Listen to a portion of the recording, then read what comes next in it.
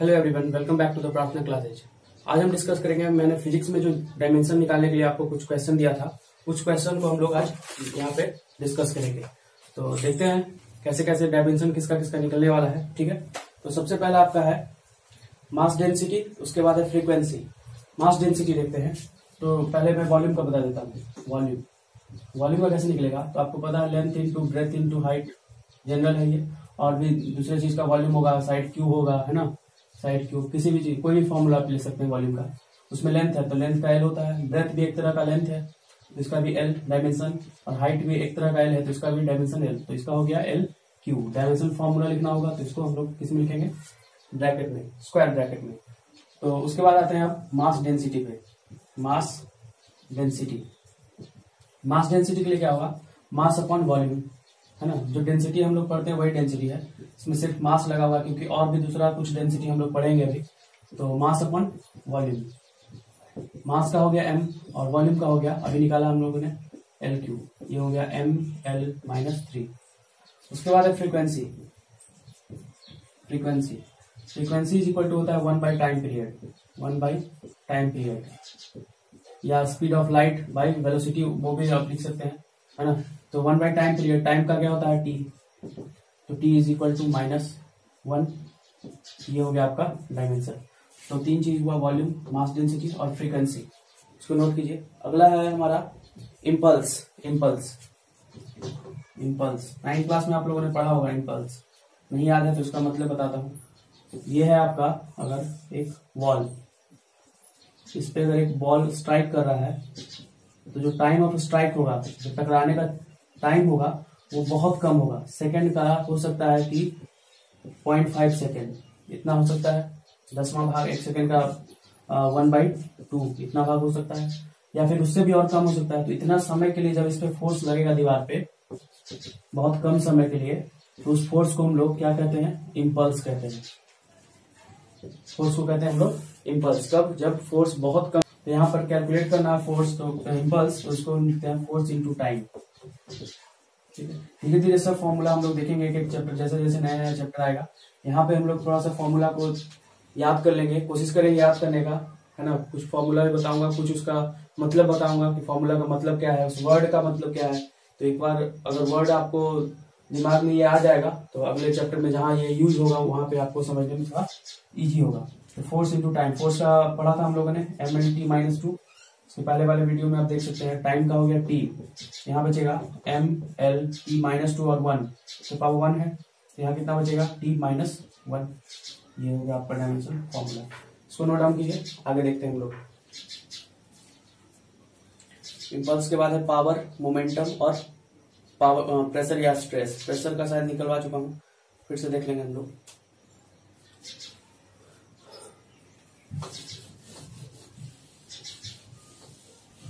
उसके बाद है पावर, है ना, पावर, मोमेंटम और स्ट्रेस। तो पावर इज इक्वल टू क्या होगा, पावर का फॉर्मूला आप क्या करेंगे, पावर मतलब क्या, तो पावर आप जानते हैं, rate of doing work is known as power. ठीक है, तो क्या लिखेंगे इसको, रेट ऑफ डूइंग। यहाँ पे रेट एक वर्ड है, रेट जब भी निकालना हो तो हम लोग यहाँ फिजिक्स में टाइम से डिवाइड करते हैं। कब, जब क्या निकालना हो, रेट। जैसे बुक के केस में रेट निकालना हो तो बुक से डिवाइड करते हैं, दूसरी तरह रेट निकालना हो तो टाइम से डिवाइड करेंगे। तो किसका रेट, तो work done, rate of doing work, तो वर्क डन बाई टाइम, जितना टाइम किया वर्क ने, आपने वर्क किया। और वर्क इज इक्वल टू, हम लोगों ने निकाला था, वर्क इज इक्वल टू क्या होता है formula, force into displacement. Displacement एक तरह का टाइम है, तो फोर्स क्या हो गया mlt-2, और डिस्टेंस जो d है डिस्प्लेसमेंट, इसका मतलब है, तो क्या हो जाता था ml²t-2। इसको हम लोग वर्क को ये यूज करेंगे, ये भी पहले वीडियो में हम लोगों ने निकाला है। तो ml2t-2, और टाइम हो गया एक नीचे t, यहाँ बच गया ml² ये 2, और t एक ऊपर जाएगा तो t-3। ये आपका हो गया डायमेंशनल फॉर्मूला इसका पावर का। ठीक है, नोट करते जाइए। उसके बाद है पावर के बाद momentum. Momentum is equal to क्या होता है, मोमेंटम तो जाना पहचाना वर्ड है, पढ़ चुके होंगे। तो मोमेंटम इज इक्वल टू होता है मास इंटू वेलोसिटी, है ना, mass into velocity. Mass is equal to m, mass का डायमेंशन m, यूनिट है base unit, fundamental quantity. Velocity का क्या होगा, तो वेलोसिटी का होता है lt-1। कैसे पता चलेगा, तो मीटर पर सेकंड यूनिट है, यूनिट से आप पता लगा सकते हैं फॉर्मूला से। फॉर्मूला क्या है, डिस्प्लेसमेंट बाई टाइम, इससे भी पता लगा सकते हैं। तो एम एल टी माइनस 1, ये हो गया डायमेंशन किसका, मोमेंटम का। ठीक है,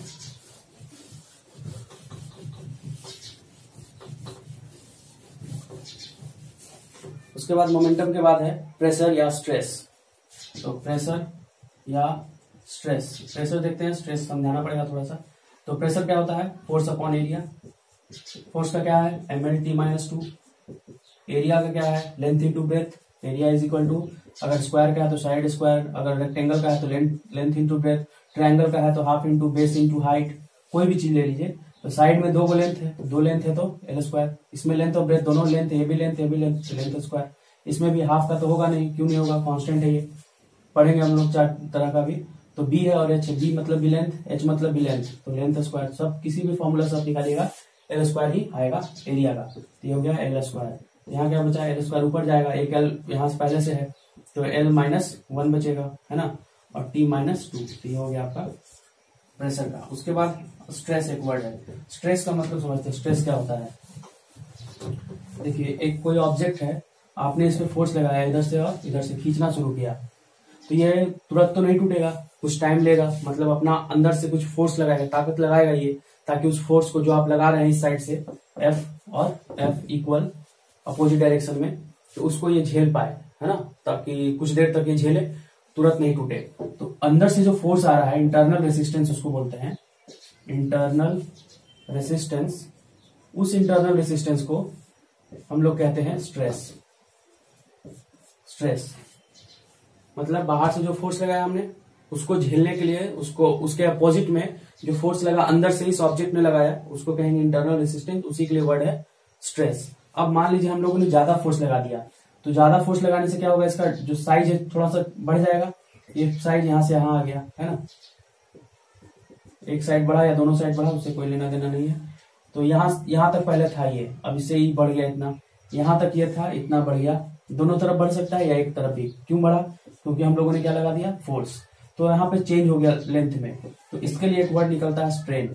स्ट्रेन एक है स्ट्रेस, जो अंदर से ताकत लगाएगा, कब तक, जब तक वो टूटे ना या फैले नहीं। और फिर निकलेगा स्ट्रेन। स्ट्रेन में क्या होगा, चेंज इन लेंथ। लेंथ में कितना चेंज हो रहा है, और डिवाइड करेंगे उसको ओरिजिनल लेंथ से, ओरिजिनल लेंथ से। तो ये एक फॉर्मूला हो गया किसका, स्ट्रेन का। इसका भी हम लोग डायमेंशन निकालेंगे अभी। तो स्ट्रेस समझ में आ गया, स्ट्रेन समझ में आ गया। हमको निकालना है स्ट्रेस, क्योंकि प्रेशर के जैसा ही होता है, प्रेशर और स्ट्रेस दोनों एक ही है। तो स्ट्रेस बराबर भी क्या हो जाएगा, फोर्स अपॉन एरिया। तो आंसर क्या आएगा, यही आएगा, M L minus 1 T minus 2। Formula same है, मतलब अलग है। तो मतलब क्या हुआ स्ट्रेस का, तो इसमें ये हो गया। स्ट्रेन देखते हैं, स्ट्रेन का यही फॉर्मूला है, change in length upon original length. तो चेंज इन लेंथ को क्या लिखेंगे, लेंथ है, चेंज हो रहा है, तो लेंथ में से लेंथ घटाएंगे तो आंसर लेंथ ही आएगा। तो हो गया, लेंथ ही हो गया यहाँ पे। और ओरिजिनल लेंथ है तो ये भी लेंथ ही हो गया। लेंथ से लेंथ क्या हो गया, कट गया, है ना। अगर ये नहीं समझ में आ रहा है तो एल बाई एल डायमेंशन लिख देंगे। डायमेंशन यहाँ कितना है, पावर 1, यहाँ भी पावर 1, कट जाएगा दोनों कैंसिल, तो 0 बचा। तो इसको कैसे लिखेंगे हम लोग, डायमेंशन लिखना होगा तो डायमेंशन फॉर्मूला, तो लिखेंगे M0 L0 और T भी 0। ये हो गया आपका स्ट्रेन, ये हो गया आपका स्ट्रेस। प्रेशर ये दोनों एक है, स्ट्रेन अलग है, स्ट्रेन निकालेंगे। इन दोनों को मिला के फिर एक फॉर्मूला आएगा, है ना, मॉडुलस ऑफ इलास्टिसिटी, वो भी देखेंगे। तो इतना नोट कीजिए आप पहले, एक मिनट।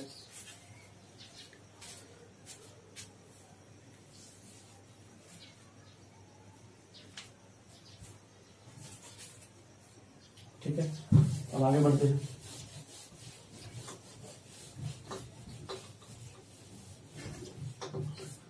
तो स्ट्रेस के बाद है फिर स्ट्रेन हो गया। अब है मॉडुलस ऑफ इलास्टिसिटी।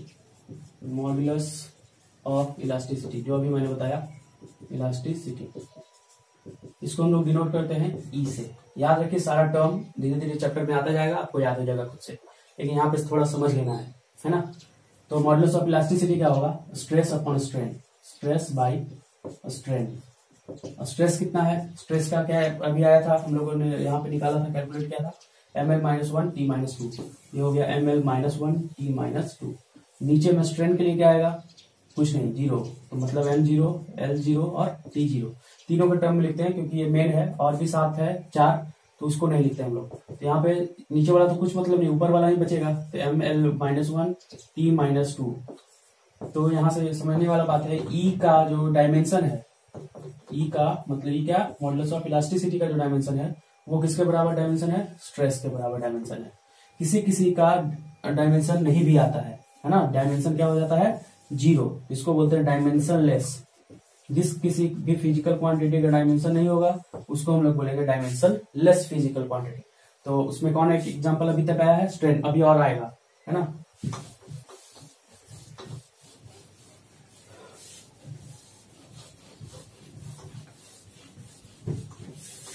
चलिए उसके बाद है हमारा सरफेस टेंशन। सरफेस टेंशन ये है पानी के ऊपर, है ना। देखिए यहाँ एक वाटर है, वाटर इसमें भरा हुआ है, इसका पार्टिकल इसको नीचे की तरफ खींच रहा है। यहाँ का अगर पार्टिकल का बात करें बीच का, तो यहाँ के पार्टिकल को इधर का भी पार्टिकल खींच रहा है, इधर भी खींच रहा है, मतलब चारों तरफ से खींच रहा है इक्वल फोर्स के साथ, और सब फोर्स एक दूसरे को क्या कर देगा, नेगलेक्ट, मतलब यहाँ पे कुछ फोर्स नहीं लग रहा है। लेकिन ऊपर वाले पार्टिकल्स का अगर बात करें तो इसको सिर्फ और सिर्फ कौन खींच रहा है, नीचे, क्यों, क्योंकि इसके ऊपर का पार्टिकल नहीं है। तो ये जो यहाँ पे जो फोर्स डेवलप होगा उसी फोर्स को हम लोग बोलेंगे सरफेस टेंशन। वाटर के ऊपर या किसी भी लिक्विड, वाटर नहीं किसी भी लिक्विड के ऊपर जो फोर्स लगेगा, है ना, क्यों लगेगा, क्योंकि उसके ऊपर कोई पार्टिकल्स नहीं है, उसको हम लोग बोलेंगे सरफेस टेंशन। इसका फॉर्मूला हो जाता है force upon length. Surface tension is equal to होता है फोर्स बाई लेंथ। अब फोर्स का आपको पता है ml-t-2, लेंथ का हो गया l, क्या बचेगा ml2t-2, ब्रैकेट में लिख लेंगे। तो ये हो गया आपका सरफेस टेंशन। उसके बाद है सरफेस एनर्जी, ये भी देख लेते हैं। सरफेस ये ज्यादा यूज में नहीं आएगा लेकिन देख लेते हैं। सरफेस एनर्जी इसका होगा force upon area, force by area. सब नया फॉर्मूला है। प्रॉब्लम ये है आपके साथ, जब भी आप लोगों ने फॉर्मूला ये देखा नहीं है, 10th क्लास से भी आप जस्ट आए हैं, तो धीरे धीरे सीखेंगे इसको। तो फोर्स का हो गया ml-t-2 और एरिया का होता है l²। कैसे, अभी मैंने बताया था लेंथ इनटू ब्रेथ से। तो ml 2 घटेगा 1, तो 1 t-2, ये हो गया 1, ठीक है। उसके बाद है एंगुलर वेलोसिटी। पहले एंगुलर डिस्प्लेसमेंट देख लेते हैं, तीनों एंगुलर देख लेंगे।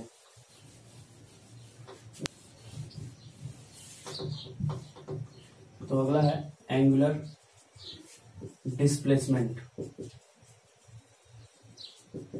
एंगुलर डिस्प्लेसमेंट का क्या मतलब होगा, तो उसको हम लोग समझते हैं। जब हम लोग सीधा चल रहे हैं, ठीक है, स्ट्रेट डायरेक्शन में चल रहे हैं, किधर भी, इधर इधर किधर भी, तो उसको हम लोग बोलते हैं सिर्फ डिस्प्लेसमेंट। जो स्मॉलेस्ट डिस्टेंस, शॉर्टेस्ट डिस्टेंस होगा इनिशियल पोजीशन और फाइनल पोजीशन के बीच। लेकिन यहाँ पे एक वर्ड लग गया एंगुलर। एंगुलर जब भी वर्ड आ जाए तो समझ लेना है वहां जो मोशन है ना, वो रोटेशनल है, मतलब आप सीधा नहीं चल रहे हैं, आप गोल गोल चल रहे हैं, ठीक है, सर्कुलर पाथ हो रहा है, रोटेशनल हो रहा है। इस केस में जो हम लोग को डिस्टेंस मेजर करना होता है वो एंगल के टर्म में होता है। कितना डिग्री आप चले, 30 डिग्री चले, 20 डिग्री चले, 10 डिग्री, इसमें होता था 10 मीटर चले, 20 मीटर चले, इसमें होगा कि एंगल से मेजर होगा। अब एंगल का मैंने डेफिनेशन आपको बताया था, है ना, प्लेन एंगल। 2 तरह का एंगल होता है, एक प्लेन एंगल और एक सॉलिड एंगल। नहीं पता तो पिछले वाला वीडियो को देखिए वहां पे। तो ये प्लेन एंगल है, तो प्लेन एंगल थीटा से डिनोट कर रहे हैं। थीटा इज इक्वल टू क्या होता है, आर्क लेंथ, ऊपर में कौन सा लेंथ, आर्क लेंथ, और नीचे में कौन सा, रेडियस। आर्क लेंथ क्या है, यहां से यहां तक आर्क लेंथ है, और ये वाला रेडियस है एल, और ये आर। तो एंगुलर डिस्प्लेसमेंट भी थीटा के जैसा है, और इसका क्या होगा formula, arc length by radius. अब देखिए आर्क लेंथ है तो एल, रेडियस भी एक तरह का लेंथ है एल, तो एल से एल क्या हो गया, कैंसिल। तो क्या हो गया इसका डायमेंशन 0, मतलब ml-0 L0 और t0। किसके लिए, एंगुलर डिस्प्लेसमेंट। किससे डिनोट करेंगे, थीटा से। ये किसके जैसा है, एंगल के जैसा, ठीक है। मिलाएंगे अगर लीनियर से तो डिस्प्लेसमेंट के जैसा। कैसे पता चलेगा एंगुलर क्या है, क्या है, रोटेशनल कौन है, लीनियर कौन है, तो इसमें क्या लगा हुआ है, एंगुलर। उसके बाद आते हैं एंगुलर डिस्प्लेसमेंट हो गया, तो एंगुलर वेलोसिटी। एंगुलर वेलोसिटी, अब वेलोसिटी का फॉर्मूला हम लोग क्या पढ़ते थे, displacement by time. Displacement by time linear में सीधा जब चलते थे, तो यहाँ पे एंगुलर लगा हुआ है मतलब गोल चलेंगे, तो यहाँ भी डिस्प्लेसमेंट है। डिस्प्लेसमेंट के क्या जगह एंगुलर है तो क्या यूज करेंगे, एंगुलर डिस्प्लेसमेंट। यहाँ हो जाएगा angular displacement by time. Time का तो कुछ नहीं होता चेंज। तो एंगुलर डिस्प्लेसमेंट का क्या था अभी, m0 L0 t0, है ना, कुछ नहीं, तो लिखेंगे m0 L0 t0। नीचे टाइम, तो टाइम ऊपर जाएगा तो क्या बचेगा, t-1। ये हो गया आपका डायमेंशन किसका, एंगुलर वेलोसिटी का। फॉर्मूला कैसे समझ में आएगा, लीनियर वाले से समझ सकते हैं, ठीक है। एक नहीं समझ में आ रहा तो चार्ट बना सकते हैं आप। मान लीजिए यहाँ पे लिखा हुआ है डिस्प्लेसमेंट, है ना, डिस्प्लेसमेंट, फिर है आपका वेलोसिटी और फिर है एक्सेलरेशन। तो अगर लीनियर चल रहे हैं आप, सीधा चल रहे हैं लीनियर डायरेक्शन में सीधा, और एक चल रहे हैं आप रोटेशनल, तो लीनियर में डिस्प्लेसमेंट का नाम डिस्प्लेसमेंट ही होगा, वेलोसिटी में वेलोसिटी ही होगा, और एक्सेलरेशन में एक्सेलरेशन ही होगा। लेकिन रोटेशनल वाले में डिस्प्लेसमेंट की जगह हम क्या यूज करेंगे, एंगुलर डिस्प्लेसमेंट, वेलोसिटी की जगह क्या यूज करेंगे, एंगुलर वेलोसिटी, और एक्सेलरेशन की जगह क्या यूज करेंगे, एंगुलर एक्सेलरेशन। तो ये आपको समझ में आना चाहिए कौन किससे रिलेटेड है, ठीक है। एंगुलर का क्या मतलब है, यहाँ देखोगे। अब आते हैं एंगुलर एक्सेलरेशन पे। एंगुलर एक्सेलरेशन, एंगुलर एक्सेलरेशन का मतलब होता है rate of change of velocity, है ना, ये लिखते हैं। एक्सेलरेशन का सिर्फ मतलब rate of change of velocity. तो यहाँ वेलोसिटी की जगह पे क्या ली और टाइम से डिवाइड करेंगे, तो सिंपल एक्सेलरेशन वाला ही है। एक्सेलरेशन जैसे निकालते थे हम लोग, rate of change of velocity, है ना, रेट, तो रेट का मतलब मैंने अभी बताया था, टाइम से डिवाइड करते हैं। और यहाँ वेलोसिटी का चेंज तो v लिख सकते हैं, v1 माइनस v2 या v2 माइनस v1। तो यहाँ भी एंगुलर एक्सेलरेशन, तो rate of change of velocity, कौन velocity, angular velocity. Angular velocity का क्या आया था अभी, t-1, और फिर एंगुलर एक्सेलरेशन का क्या आएगा, t, रेट निकालना, t से डिवाइड होगा इस फॉर्मूला से, तो क्या हो जाएगा ये t-2। ये हो गया आपका एंगुलर एक्सेलरेशन, ठीक है। उसके बाद मोमेंट ऑफ इनर्शिया देखते हैं, लेकिन उसके पहले रेडियस उसको छोड़ देते हैं। एंगुलर फ्रीक्वेंसी देख लेते हैं, वेवलेंथ देख लेते हैं। देखिए एंगुलर फ्रीक्वेंसी, फ्रीक्वेंसी का मैंने अभी बताया था शायद थोड़ी देर पहले। तो फ्रीक्वेंसी का आता है 1/t, है ना, फ्रीक्वेंसी का 1/t। तो यहाँ क्या यूज हो गया, सिर्फ एंगुलर। तो एंगुलर फ्रीक्वेंसी अगर लिखना हो तो 2π से गुना कर देते हैं किसमें, फ्रीक्वेंसी में। जो जनरल फ्रीक्वेंसी लीनियर होता है, लीनियर मतलब सीधा डायरेक्शन में जो फ्रीक्वेंसी है उसमें कितना से मल्टीप्लाई, 2π से। तो 2π का तो कांस्टेंट है, इसका कोई डायमेंशन नहीं होगा। फ्रीक्वेंसी का क्या आया था हमारे पास, t, तो t-1, इसका भी हो गया। इसको और लिखना है अच्छे से तो m0, L0 और t-1 ऐसे भी लिख सकते हैं। ये हो गया आपका एंगुलर फ्रीक्वेंसी। उसके बाद वेवलेंथ,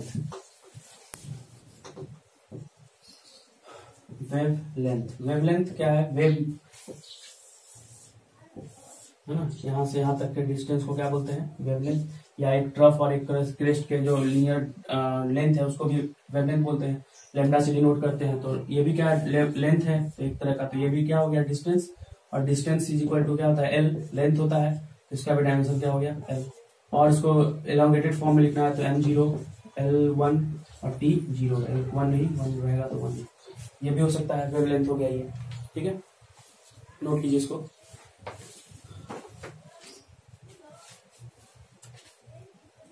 अगला हमारे पास है एनर्जी डेंसिटी।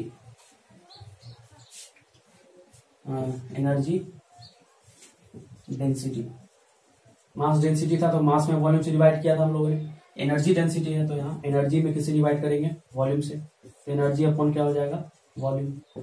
एनर्जी का क्या निकला था, तो एनर्जी का पुट कीजिए वैल्यू और वॉल्यूम का पुट कीजिए, सिंपल ये भी आ जाएगा, बन जाएगा। ये क्या होगा, ये हो जाएगा आपका एनर्जी ml2t-2 और वॉल्यूम का हो जाएगा L3। तो यहाँ आ जाएगा आपका ml-1t-2। ये आपका हो गया एनर्जी डेंसिटी का, ठीक है। उसके बाद देख लेते हैं काइनेटिक एनर्जी और पोटेंशियल एनर्जी। इसका फॉर्मूला तो याद होगा आपको,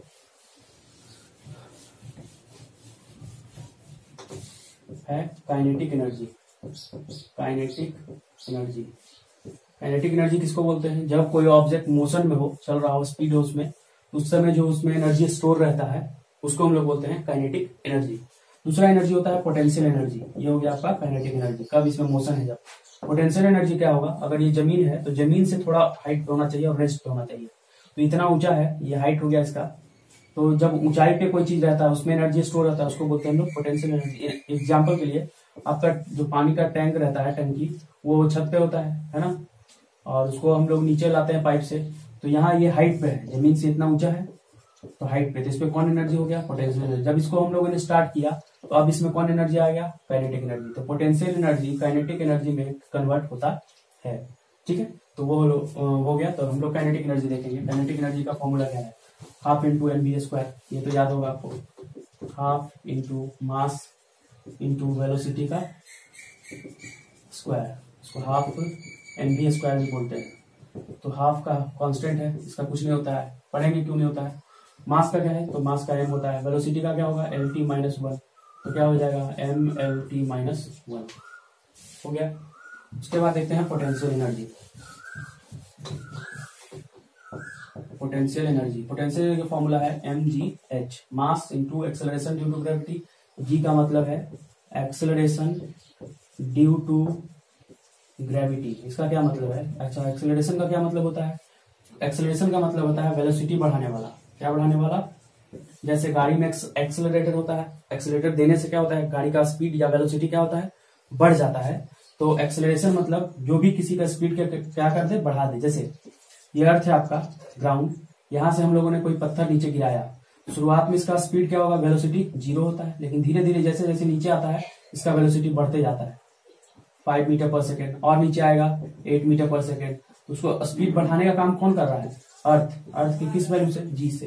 कितना होता है 9.8 मीटर पर सेकेंड स्क्वायर। तो ये आपका जी हो गया।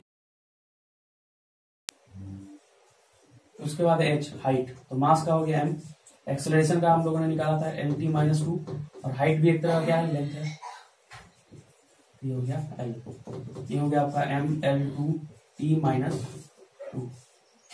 पोटेंशियल एनर्जी, इसका और इसका मिलाइए, एक मिनट, यहाँ गड़बड़ हो गया, 2 स्क्वायर था यहाँ, ये हो गया L2 और ये भी हो गया 2। तो इसका एनर्जी का और ये एनर्जी का दोनों क्या हो जाएगा, सेम सेम। क्यों, क्योंकि ये भी एनर्जी ये भी एनर्जी, और एक पहले एनर्जी हम लोगों ने निकाला है, हो गया। उसके बाद निकालते हैं चार्ज का हम लोग।